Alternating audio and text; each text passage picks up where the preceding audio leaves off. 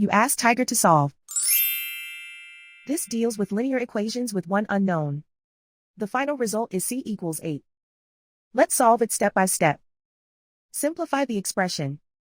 Expand the parentheses. Simplify the arithmetic. Find the greatest common factor of the numerator and denominator. Factor out and cancel the greatest common factor. Simplify the arithmetic. Group all constants on the right side of the equation. Subtract 10 from both sides. Simplify the arithmetic.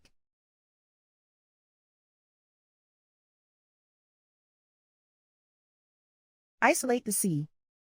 Divide both sides by 5. Simplify the fraction. Find the greatest common factor of the numerator and denominator. Factor out and cancel the greatest common factor. And so the final result is c equals 8.